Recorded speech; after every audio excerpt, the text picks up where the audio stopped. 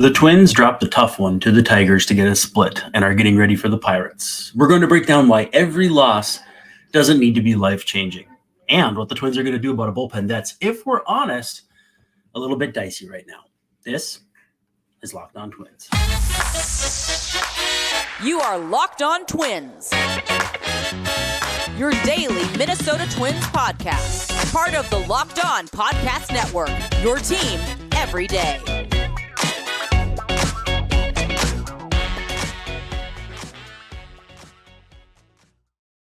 Hello again, and welcome back to Locked On Twins. I'm your host, Brandon Warren, and you can find me on the Twitter at Brandon_Warren, although I don't think I would if I were you, but thanks for making Locked On Twins your first listen every day.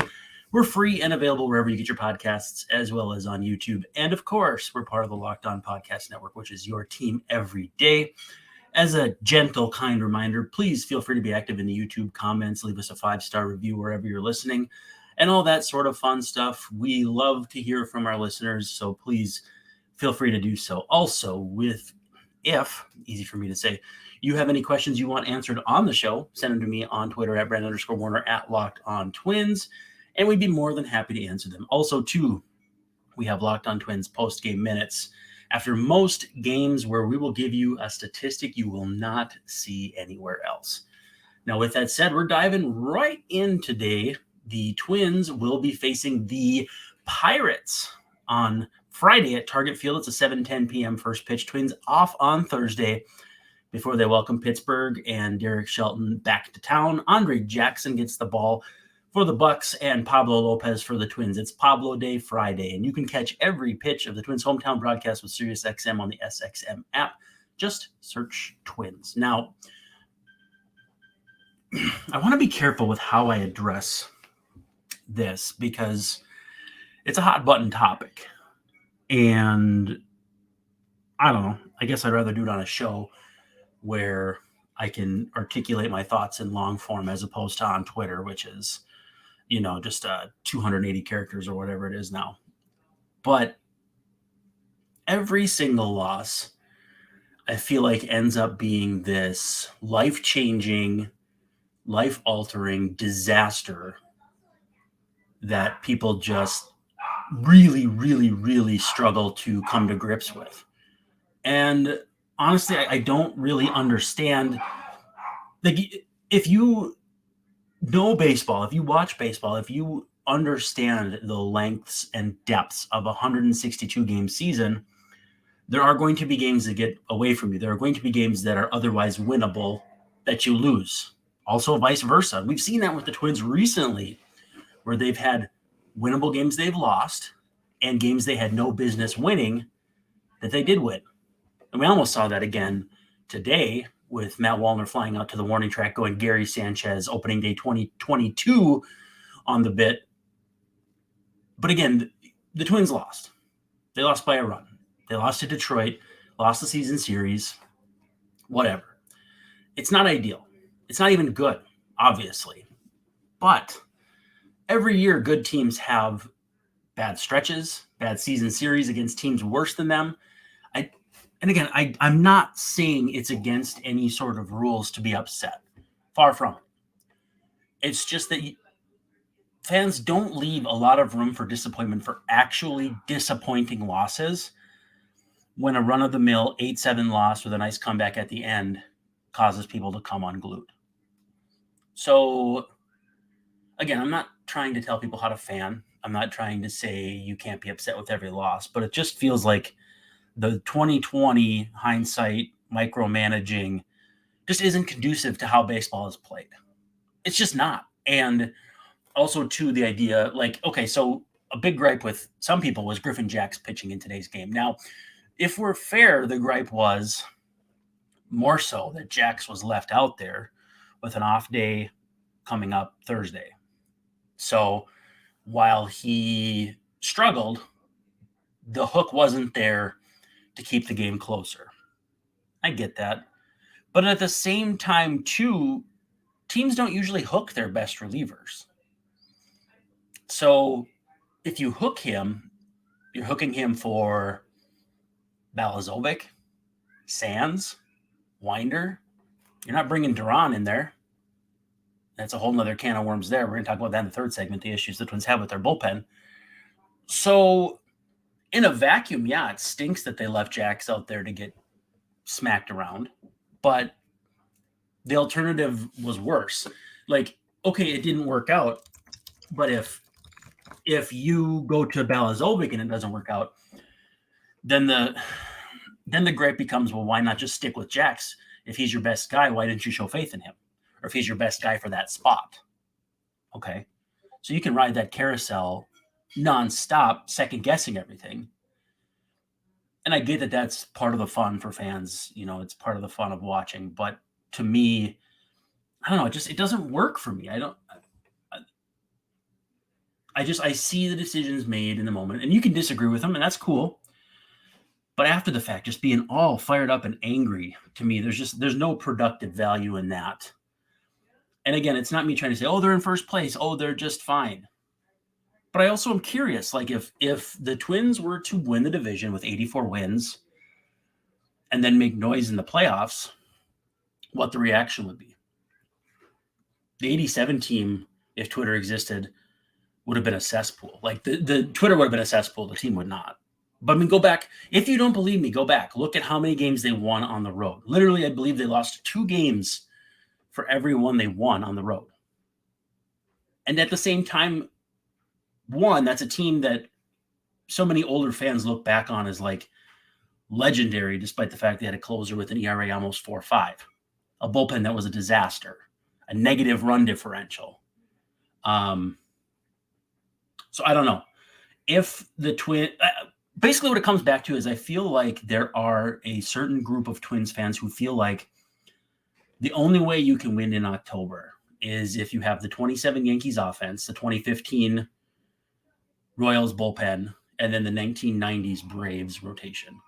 Now, again, I'm not trying to be hyperbolic in the opposite direction. That's not productive. That's not helpful.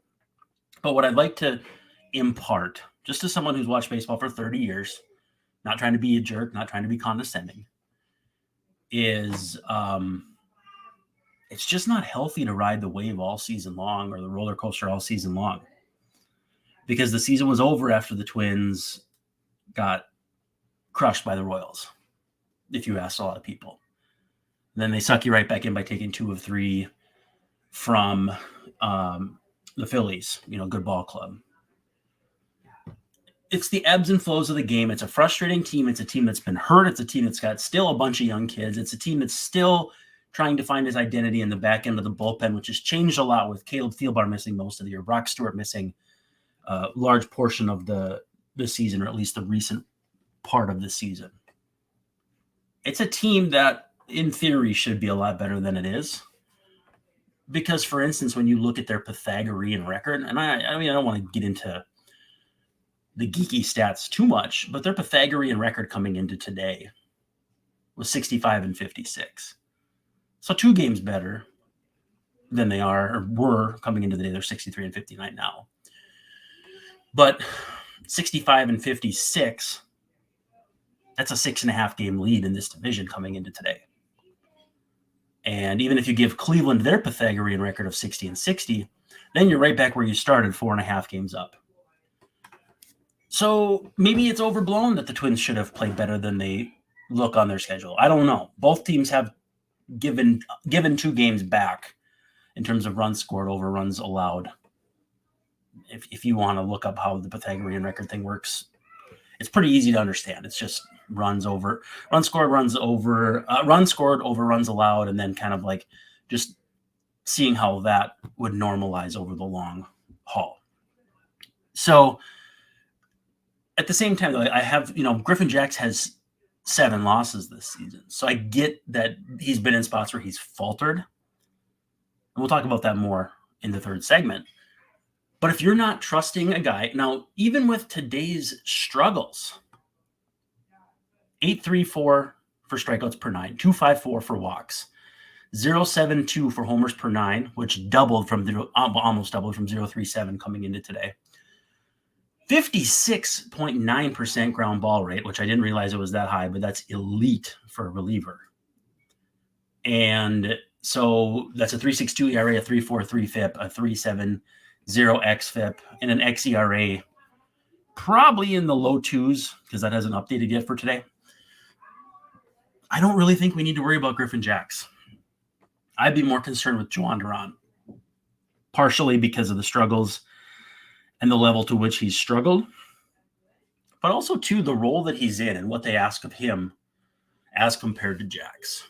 Now, we're going to take a quick second here, but when we come back, I do want to talk about how this lineup will shake out as guys come back here health-wise. Byron Buxton. We got Royce Lewis return now, but you got Alex Kirilloff. You got a few different guys who are going to be looking to return. But before we get to that, on this day a year ago, the Twins beat the Royals 9-0. Sonny Gray outdueled Zach Greinke to move the Twins to 60-55 and 1 game out.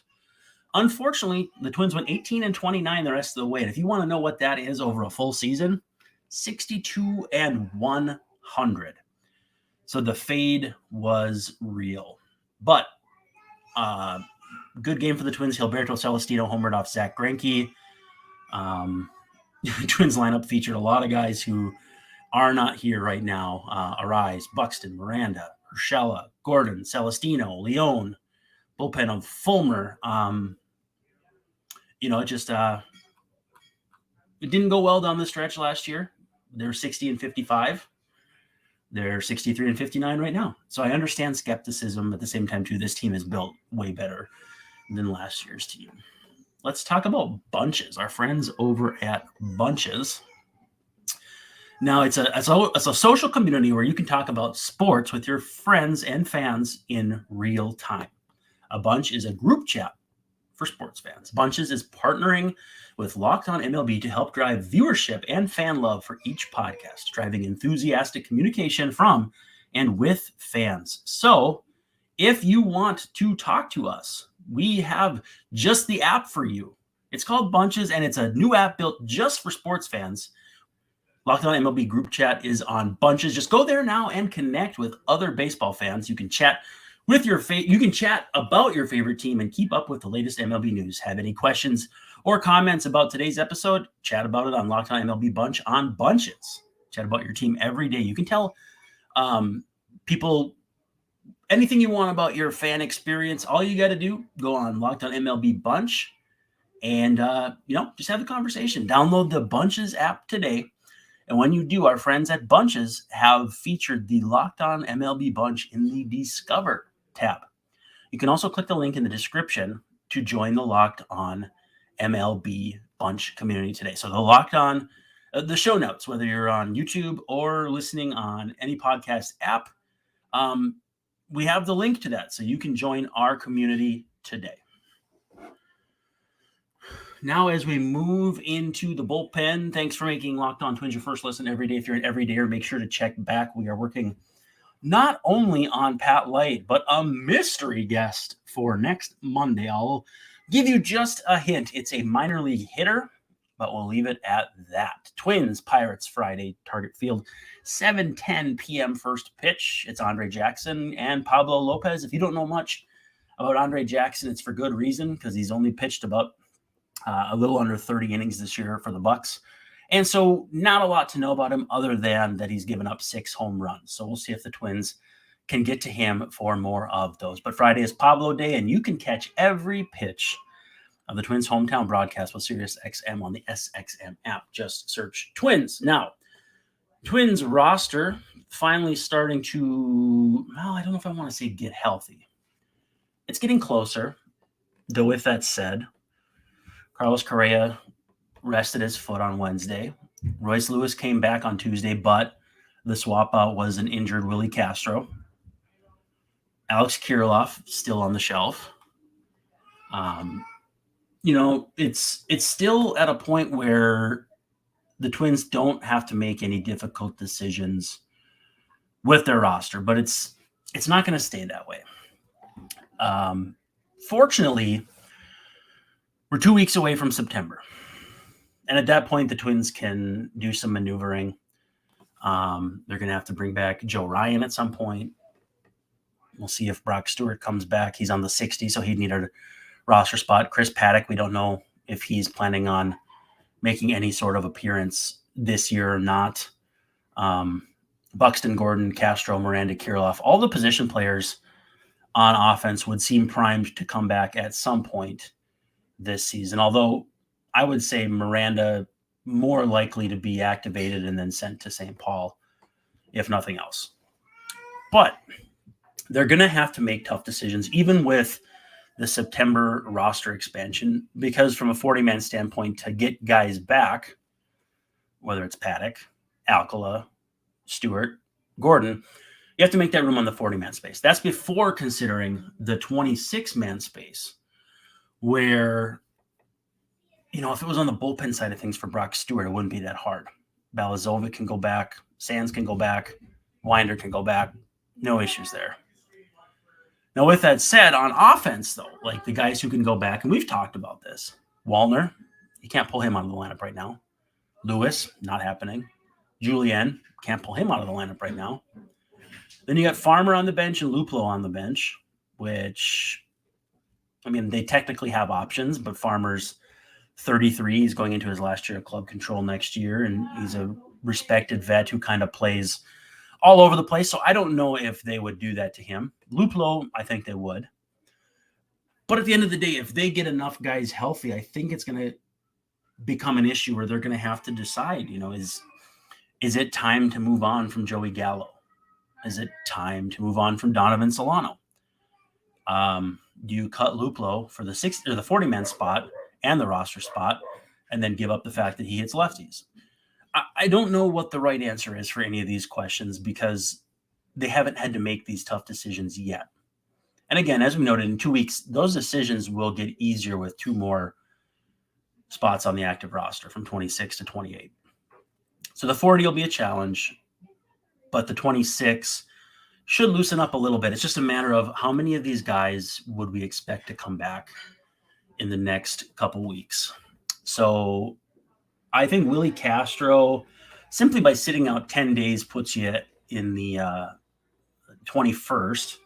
So if you do a rehab for 7-8 days, you're pretty close to roster expansion, and that's assuming he comes back after a minimum stay, which obliques are tricky, so I wouldn't count on that. Nick Gordon, not exactly certain where he stands right now as far as specific day he'll come back, but started baseball activities in late July, back outside. I would get the sense that September sometime would be a return for him. Byron Buxton's been on the IL since the 2nd, so 2 weeks as of today. They're going to have to ramp him back up, so I feel like that's also pretty likely going to be a September thing. But Alex Kirilloff with the shoulder, I guess that cuts both ways too. Do you want him to be back quickly, but also worry about a recurrence of the injury? Do you want it to be a little later and then run the risk of, he needs time to get his swing back or any number of things? I think you want him back as soon as he's 100% ready to go. It's just a matter of navigating that from a health and roster standpoint. And so I don't know what they'll do exactly. But every time we feel like we have to consider what's next, a Willie Castro gets hurt, a Jose Miranda gets hurt, Byron Buxton goes on the shelf, Alex Kirilloff. Like, we've been talking about all season or most of the season, recently anyway. Got to get plate appearances for Ed Julien. Got to get plate appearances for Matt Wallner.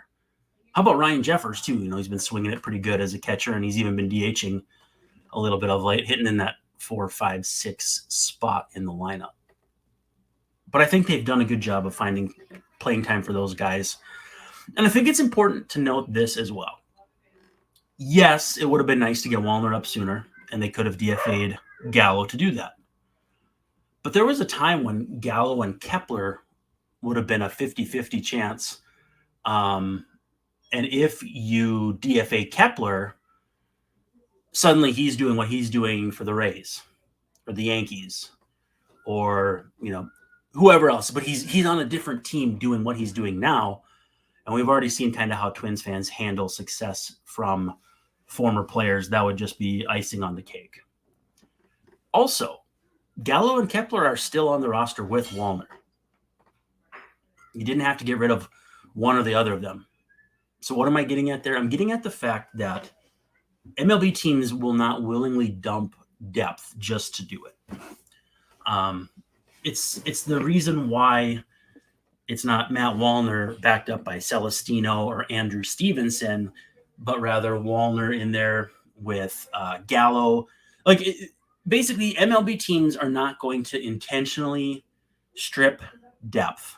And if you don't consider Joey Gallo depth, that's your prerogative, but he plays a little bit of everything defensively, and obviously we know what happens when he runs into one, which is he hits it out of the park. It's hard to reconcile that, though, with the idea that Wallner should have been up before and all that. But teams are not willingly going to strip out depth to get the kids up. It's not how MLB decisions are made. So it is what it is. Not much more can be said about that. All right, so we're going to come back, and for our final segment of the day, we're going to break down this bullpen because it's stinky. 10 years ago today, 2013, the Twins lost to the White Sox at Target Field 5-2. And this was not a battle of titans clashing. Sure, Jose Quintana beat the Twins. Good pitcher back then. Addison Reed got the save. Good closer back then. But the White Sox were 47-74 after the game. The Twins 54-66. Again, my favorite part of these games is remembering some guys. Alexei Ramirez at short, Adam Dunn, Paul Konerko, Connor Gillespie, Diane Viciedo. And then the Twins lineup, there's Cleat Sanity, Cleat Thomas for the uninitiated, Doug Bernier playing short, Wilkin Ramirez in right. All these guys that you have long since forgotten. But Kevin Correa goes 7 1/3, throws 99 pitches and gets 3 swinging strikes if you wanted to feel for what the Kevin Correa experience was like back then. All right, let's talk about eBay Motors. Our friends over at eBay Motors want you to know that for a championship team, it's about making sure every player is a perfect fit. And it's the same when it comes to your vehicle. Every part needs to fit just right. So the next time you need parts and accessories, head to eBay Motors, because with eBay's guaranteed fit, you can be sure every part you need fits right the first time around. Just add your ride to My Garage and look for the green check to know the part will fit or your money back. Because just like in sports, confidence is the name of the game when you shop on eBay Motors. With over 122 million parts to choose from, you'll be back in the game in no time. After all, it's easy to bring home a win when the right parts are guaranteed. Get the right parts, the right fit, and the right prices on ebaymotors.com. Let's ride. eBay Guaranteed Fit, only available to U.S. customers, eligible items only, and exclusions apply. So this bullpen, we got to figure out this bullpen, and it's rough. If we're honest, it's the biggest issue I have with it is that, your top two guys are struggling. Joe Duran especially, but Griffin Jacks did have a tough outing today.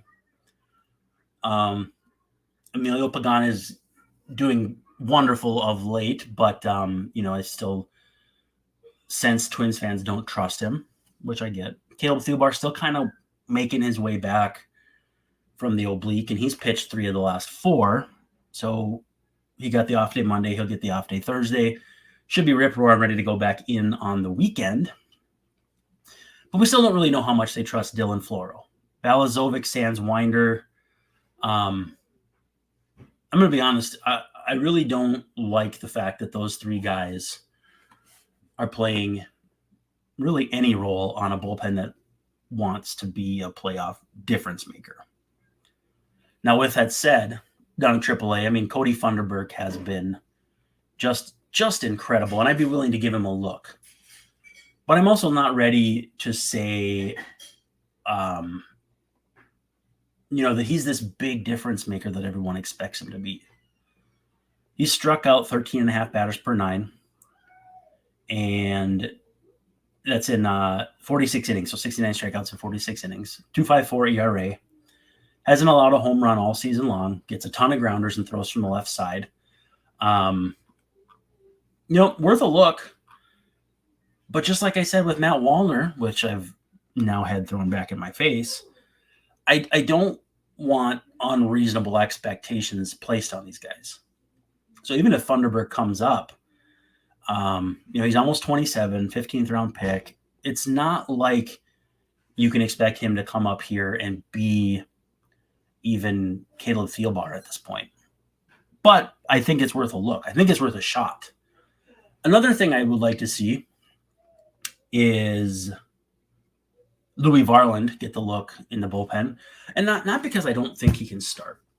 I mean, the home runs are an issue, and they're going to continue to be an issue until something changes. I mean, that's just a matter of fact. But I think this stuff plays in short bursts, especially the velo, which has spiked considerably since college. And so I think I would give Varland a shot out of the bullpen. I would also possibly do the same for Simeon, Woods, Richardson, just to see if the stuff pops. Get him to the big leagues and just see if he, maybe if things get, a little easier for him in shorter roles like they've done with Balazovic, who, I mean, he's looked all right. I won't say he's been great. I won't say he's been bad, but he's been okay. But I just think the value is there more so than going with Cole Sands, who I think is all right. I think he's okay, but they don't need three guys with a starter pedigree and the ability to give you length. You need one more guy who can help you in situations and spots.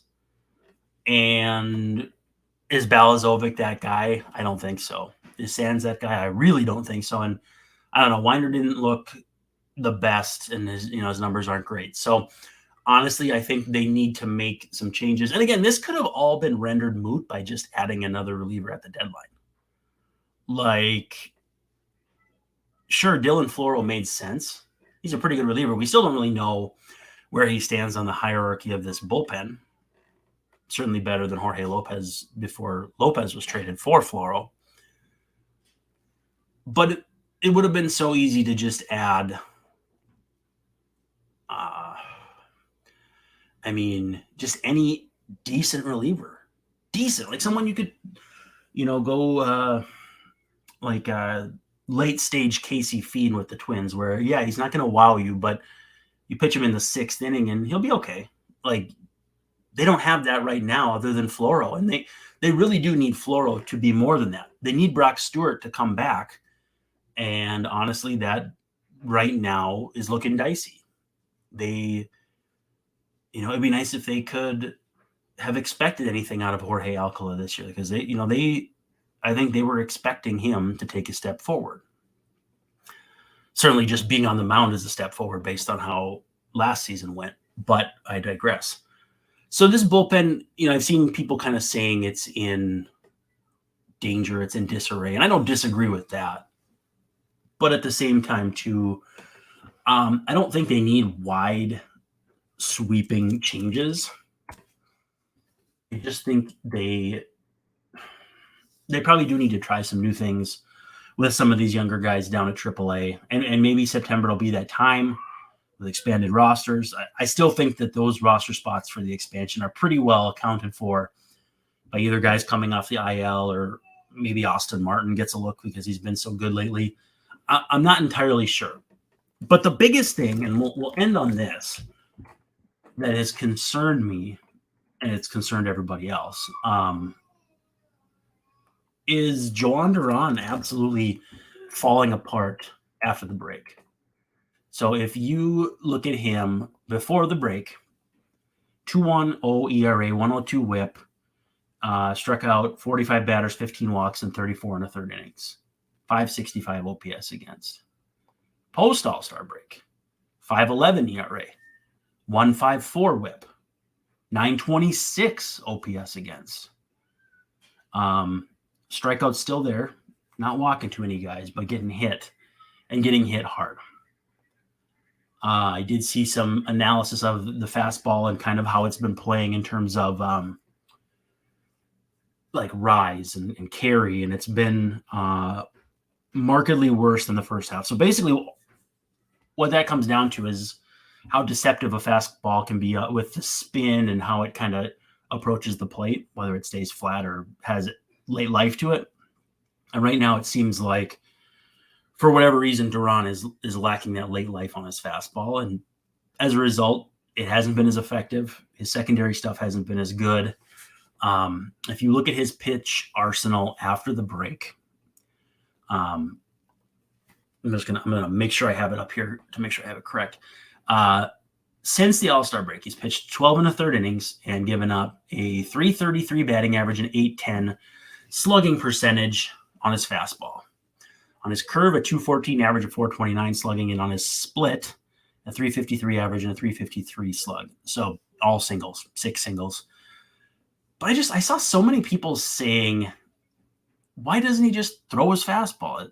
Well, because it's been slugged on 8-10 in the second half. Like, he can't just throw his fastball. If you want him to be a one-pitch reliever, that's just not going to happen.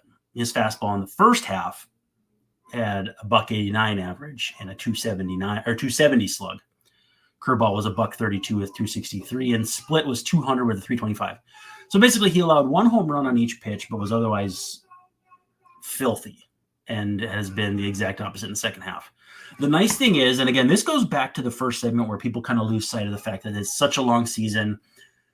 And this is the adage I like to say: whatever's happening now, don't get used to it, because it's going to change for good or for bad. But one thing's for certain, it won't stay the same. There's time for Duran to make adjustments. 6 weeks before he has to, be the best version of himself going into October. And again, don't want to get ahead of ourselves. Twins about 90% to play in October, which is good odds, but you still got to take care of business. 89-3 is the most recent update. Guardians playing the Reds right now, so we'll see how that changes. But Twins hanging in that 90% range for making the playoffs. So I think the bullpen will need some changes, but I also don't think it's as dire as maybe people think. 20 years ago today, the Twins beat the Royals 14-5. They moved to 63-60 on the season. Kyle Loesch gets the win. Runelvis Hernandez takes the loss. And this, you might remember, is the year that the Royals were actually pretty good. They were up 2.5 games on the Twins after this, if I'm doing my math correctly. Or 2 games, sorry. Twins score runs in 7 of 9 innings. A couple of crooked ones in there. And again, remembering some guys. Michael Ryan played for the Twins that day. Denny Hawking, Michael Restovich, Dustin Moore, our good friend AJ Pierzynski. And this Royals team had Aaron Guile, Angel Baroa, Carlos Beltran, obviously a great player, Mike Sweeney. Not sure which time of Raul Ibanez's career this was with him being with the Royals, but I digress. And then on the pitching side, Al Levine, Jason Grimsley, Graham Lloyd. I mean, all kinds of names that were very from my era growing up. So, yeah, Twins with a big win there. They take off, win the division, and rest is history.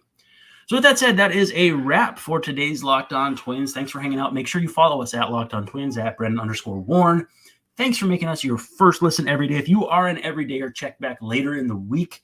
We're working on getting Pat Light on, and then mystery guest on Monday. It's a minor league hitter. So subscribe, give us a 5-star review on whatever platform you are listening on or watching. Hit that thumbs up, hit that subscribe button on YouTube. Otherwise, hey, thanks for hanging out. This is Brandon Warren signing off, saying thank you so much, and don't forget to stop by tomorrow.